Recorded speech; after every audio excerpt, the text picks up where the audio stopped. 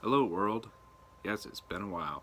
Um, I've seen quite a few movies the past week and a half, and I haven't been doing a very good job of talking about them, so I'm gonna try and do that now. Um, I'll start with, like, the first movie, going all the way to the most recent one that I just watched this evening, um, this past evening, because it'll be the next morning by the time this goes up. So, the first one I want to talk a little bit about is Doctor Sleep, also known as The Shining 2. The Shining. Bad sequel titles. Um, I ended up enjoying this movie a lot more than I was anticipating. Um, it's directed by Mike Flanagan, who, if you don't know, Mike Flanagan is like one of the best directors in the horror genre right now. Um, he directed another Stephen King adaptation called Gerald's Game. It went straight to Netflix. It's really good, and he did a couple of other movies that also are very good. And he did The Haunting on Hill House, which I haven't gotten around to seeing yet, but I've heard it's really good. So anyway, yeah, Mike Flanagan.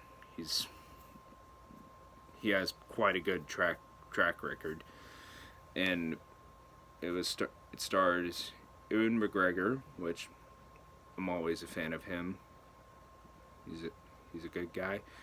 Um, so yeah, I ended up enjoying it a lot more than I thought I would. Um, I have heard some problems about it, which I can kind of understand. It They just didn't bother me a whole lot.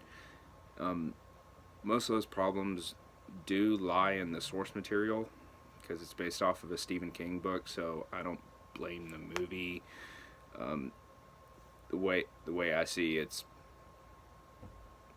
considering all what they had to work with the in the source material written by Stephen King, it's it's probably the best way it could have happened. Um, I For the most part I loved the callbacks to the original Shining. This is kind of a sequel to The Shining. Um, Doctor Sleep hasn't been doing very well. It hasn't been making a lot of money. It's seen being seen as a disappointment by the production company, and I think that's why. Because you know, no offense, but general audiences are kind of stupid, and so yeah, and they just call it Doctor Sleep, and people are like, "Oh, that sounds stupid," and they're it's probably not making a whole lot of money because it's not called The Shining 2, The Shining, or Keep on Shining, or Shine on You Crazy Diamond. But anyway, that's my theory. Some of the problems um, I had, um, well, some of the problems other people had was it called back a little too much to the original, which I can kind of see. It it didn't bother me a whole lot. There, it did it too much about once or twice near the end, where I was like, okay, I would I would appreciate it not referencing it so much. But for the most part, it didn't bother me. And another problem I discussed with a friend of mine is the villain, and there wasn't a whole lot of reasoning for her being there, but it made sense to me. Um, there's there are people with this power, and stands to reason people would want that power for eternal youth or something. Anyway, yeah, it I just accepted it. Um, One thing I want to point out that I do like is when they would reference back to the original Shining, they shot extra scenes with actors that kind of, not really, but kind of look like the original actors, and I like that. I like that they didn't do some weird CGI thing to make them look exactly like the original cast, because that usually doesn't work out very well. And with that being said, I'm gonna transition into a kind of not really, actually not at all related movie that I watched the other night called Tron Legacy. I had never seen it before. All I've heard about it was the soundtrack. I had seen the original Tron years ago. I don't remember a whole lot about it. I just remember revolutionary computer effects, and it looks pretty silly now. But Tron Legacy, it looks pretty good for the most part. They got Jeff Bridges back. He was in the original. He was the main character in the original, and they got Jeff Bridges back to play that character.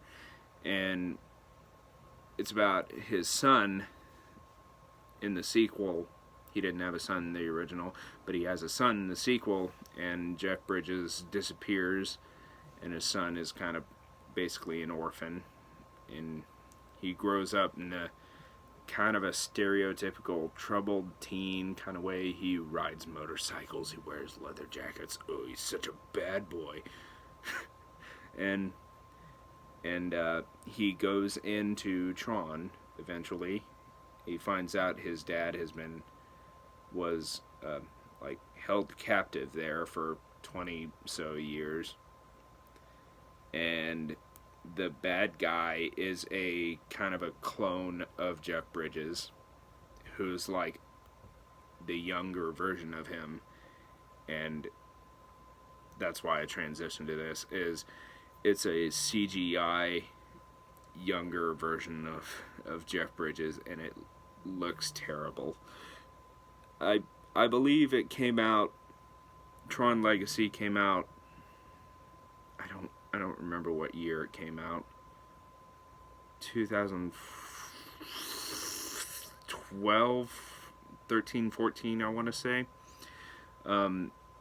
So yeah, this kind of technology was quite literally in its infancy at this point. The only good examples of digitally de-aging an actor I can think of is in Marvel movies, like Kurt Russell in the beginning of Guardians of the Galaxy 2. Like, Kurt Russell looked amazing in the beginning of that movie. I genuinely believed, yeah, that's Kurt Russell in the early 90s. That just looks like Kurt Russell. No, it's the early 80s, mid 80s. Anyway, yeah, I totally believed that was Kurt Russell from that time period. He looked great. But Jeff Bridges in Tron Legacy, wow, no. I was humming that song, the rubber band man, every time he showed up on screen, because his skin just looked like rubber. He looked like a doll. It looked like a video game cutscene, which in a way is fitting, I guess. Anyway, when I finished Tron Legacy, as the credits were rolling, I was thinking to myself, what was the point of that? It ended up not really leaving an impact on me. It was a little underwhelming, to be honest. The story was pretty generic by the numbers, and I just didn't feel a whole lot after watching it. So, anyway, I don't want to talk about Tron Legacy anymore. I'm gonna cut this video off here, and I'm gonna do a part 2 thing. Anyway, Yeah, stay tuned for part 2.